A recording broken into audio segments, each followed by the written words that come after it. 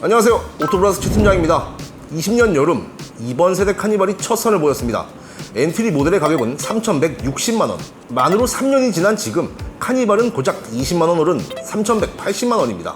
카니발은 파워트레인의 사양과 옵션 구성 등의 상품성이 매우 우수한 차량인데요, 다인승 차량이라는 점과 높은 적재성이라는 특수성까지 갖췄습니다. 거기에 더 많은 철판과 유리, 시트가 들어가 순수 제작 원가마저 높은 차량이라는 점을 고려한다면 역대급의 가성비 차량이 아닐 수 없는 거죠. 작은 사업을 운영하는 우리에게, 가족 구성원이 많은 우리에게 카니발의 문턱은 그리 높지 않았습니다. 부가세 환급 대상 차량이라는 점은 덤이었고요. 하지만 이제 여러분에게 천사 같던 카니발은 사라지고 없을 것입니다. 얼마 전 기아에서 유출된 서류라며 온라인을 떠돌던 이미지입니다. 맹신할 수는 없지만 여기에는 이렇게 써있죠. 얼마나 올라야 이렇게 출시도 한참 전에 경고 같은 내부 공지를 한 걸까요? 다수의 유튜버나 블로거, 군소 언론사에서는 이미 카니발 하이브리드의 가격을 예상해 왔습니다. 누구는 6천만원까지 간다, 누구는 5,200만원 선이다, 또 누구는 현 디젤 풀옵션 대비 200만원 더 비쌀 것이다 등 아주 다양한 의견이었습니다. 저도 한번 예상해 볼 텐데요, 유출된 이미지들을 보면 이전 기아차와는 달리 제법 대대적인 실내외 디자인의 변경이 있었습니다. 이 새끈한 변화는 오른 차량가로부터 고객의 눈을 가릴 것이며 그 변화 자체가 차량가 인상의 명분이 될 것입니다. 그리고 카니발 또한 일정 수준 이상의 차량들처럼 등급에 따른 차등 인상이 예상되는데요, 디자인 변경과 기본 옵션 구성의 변경으로 엔트리 등급의 경우 300만원가량 이상의 인상이 예상됩니다. 문제는 중급 이상의 트림이죠. 추가될 선택 옵션의 확대로 500만원 이상의 인상폭을 보일 수도 있으니까요.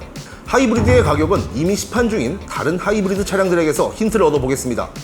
이 차량들은 모두 1.6 터보 하이브리드가 적용된 차량들로, 먼저 디젤 라인업이 있는 SUV를 살펴보자면 소렌토와 산타페의 경우 투싼, 스포티지 대비 비교적 적은 차이를 보이고 있습니다.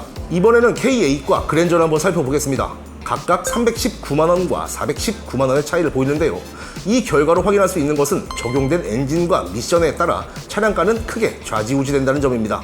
카니발과 동일한 배기량의 3.5 가솔린이 탑재된 K8과 그랜저의 경우 가솔린에는 고가의 8단 자동 미션이 적용되어 있지만 하이브리드에는 상대적으로 저렴한 6단 자동 미션이 적용되어 있습니다. 소렌토와 산타페의 경우 투싼, 스포티지 대비 고배기량의 엔진과 고가의 습식 8단 DCT가 탑재되어 있고요. 따라서 하이브리드 대비 차이가 크지 않았던 건데요, 카니발 하이브리드의 경우 그 반대입니다. 하이브리드에는 신규 개발 변속기인 하이브리드 전용 8단 자동 미션이 탑재된다는 얘기가 지배적이거든요. 해당 변속기는 개발사인 현대 트랜시스 홈페이지에 애시당초 등록되어 있던 제품이고요.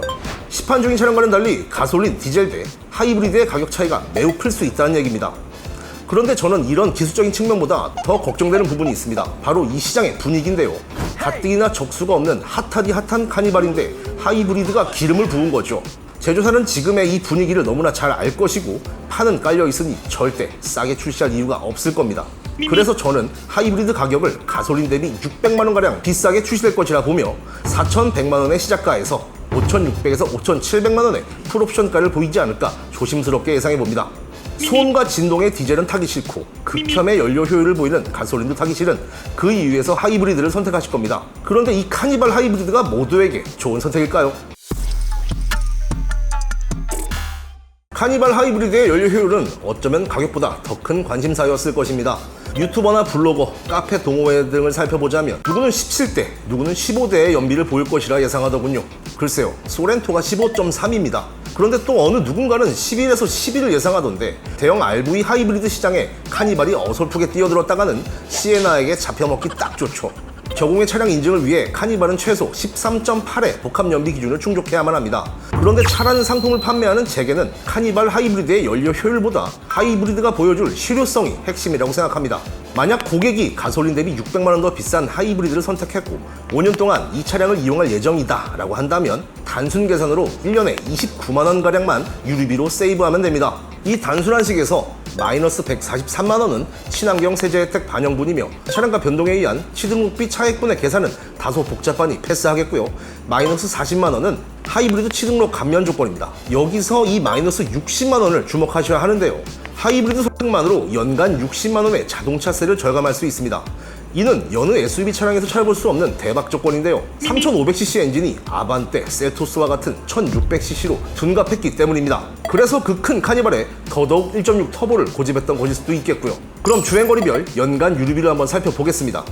1만 킬로대의 짧은 이용만으로도 연간 60만 원에 육박하는 유류비를 절감할 수 있으며 안내드린 마지노선인 29만 원을 훌쩍 뛰어넘는 효율을 보입니다. 그런데 카니발 가솔린의 연비를 9.1로 계산했지만 실연비는 더 떨어지죠. 물론 계절에 따른 하이브리드의 연비 편차 또한 심하긴 하지만 13.8의 연비만으로도 충분한 실효성을 보입니다. 거기에 추가적인 하이브리드 혜택이나 가솔린 대비 중고차가 방어가 더 잘 된다는 점 또한 결코 간과할 수 없는 부분인데요. 하이브리드의 엄청난 수요는 장기적으로 보았을 때 가솔린의 중고차 가격마저 떨어뜨릴 정도로 위협적인 겁니다. 따라서 가솔린 모델을 원하시는 분들은 주행 거리와는 상관없이 무관하게 무조건 하이브리드로 넘어가시는 것이 정답입니다. 고려사항은 딱 하나, 하이브리드의 엄청난 대기기간을 내가 과연 감수할 수 있느냐는 겁니다. 이런 극명한 결과의 이유는 크게 세 가지로 볼 수 있는데요. 첫 번째, 기존 가솔린의 연비가 최악이라는 점. 두 번째, 3.5에서 1.6으로 다운사이징되며 얻을 수 있는 엄청난 혜택. 세 번째, 신모델 출시로 인한 가솔린 가치의 폭락이 되겠습니다. 그럼 디젤을 한번 살펴보겠습니다. 디젤의 인기와 수요는 급감했고 디젤은 이제 최소 3에서 4만 또는 5만 이상의 장거리 주행을 하시는 분들의 전유물이 되었죠. 잦은 출장이나 현장 방문, 출퇴근 거리가 긴 분들 또는 무거운 짐을 운반하는 분들이 주를 이루는데요. 장거리 연애를 하는 분들께도 강력 추천드립니다. 이 과장님 연애하세요. 그들의 공통점은 장거리도 장거리지만 고속주행이 주를 이룬다는 점입니다. 디젤 대비 하이브리드는 400만 원가량 비쌀 것으로 예상하며 동일하게 5년간 이용한다고 가정할 경우 디젤 대비 연간 20만 원의 유류비를 세이브해야 합니다. 여기서 26만 원은 디젤 대비 줄어든 하이브리드의 자동차세입니다. 그럼 디젤과 하이브리드의 연료 효율을 디젤에 적합한 주행 기준으로 비교해 볼 텐데요. 사실 이 비교는 의미가 없었습니다. 장거리 고속주행의 연료 효율은 여전히 디젤이 최강이니까요. 이 비교는 특별하게 하이브리드의 연비가 얼마까지 올라와야 실효성이 있는지를 계산해 보았습니다. 그 결과 2톤을 훌쩍 넘기는 카니발로 공차 중량 1400kg대인 코나급의 고속 연비를 보여야 하는 거죠. 그게 과연 가능할까요? 중고차가 방어도 의미가 없을 겁니다. 많은 주행으로 인해 5년 뒤 20만 킬로가 될 차량들이니까요. 그 얘기는 더 비싼 차량가를 지불해 구매한 하이브리드는 차량 이용 조건에 따라 이용하면 이용할수록 손해가 누적되는 애물단지가 될 수도 있다는 얘기입니다. 아무리 탈 디젤이 속도를 높여도 말이죠. 탈 디젤의 가속화는 디젤의 단점이 새로 발견되어서도 당장 엄청난 규제가 도입되어서도 아닙니다. 환경을 생각하고 높은 시민의식의 자발적 참여 또한 아니겠고요. 그저 사회적 분위기에 다수가 편승하는 것이라고 보는데요. 그럼에도 애물단지가 되어버린 디젤에 적합한 분들은 여전히 존재합니다. 디젤에 적합한 여러분만큼은 속도를 늦추십시오. 탈 디젤에 역행하라는 것이 아니라 출시될 하이브리드가 여러분들께 적합한지를 한 걸음 멈춰 고민해 보시기 바랍니다. 그런 여러분은 카니발 하이브리드 일단 사지 마십시오. 오늘은 카니발 페이스리프트의 출시 가격과 연료 효율을 예상해 사야 할 사람과 사면 안 될 사람에 대해 이야기해 보았는데요. 간과한 것이 하나 있습니다. 만약 가격이 오르기 전인 현 모델과 페이스리프트 모델을 비교한다면 가솔린 대 하이브리드의 가격 차이는 600만 원이 아닌 1100만 원이 될 것입니다. 디젤 대 하이브리드의 가격은 400이 아닌 900만 원의 차이를 보일 것이고요.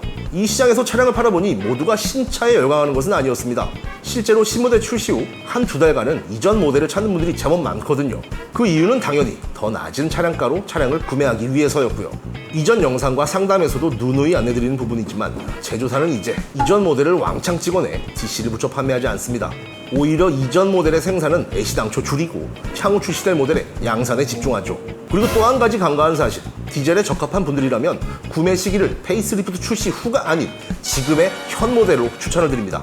지난주 포토 봉고의 디젤마저 단산이 공지됐기 때문입니다. 이제는 그 어떤 디젤 차량도 목숨을 장담할 수 없는 상황인 거죠.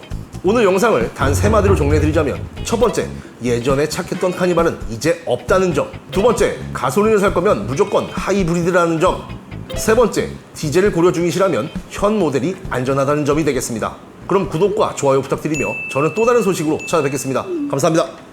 우리 영상에 더보기라는 버튼이 있는데 그 버튼을 딱 누르시면요, 저희 카카오톡 채팅을 들어갈 수 있는 링크가 있습니다. 그 채팅방에 링크를 타고 들어오신 다음에 저 견적받고 싶습니다 라고 얘기를 해주시면 저희가 바로 이제 설문 작성할 수 있는 링크를 넣어 드릴 거고요.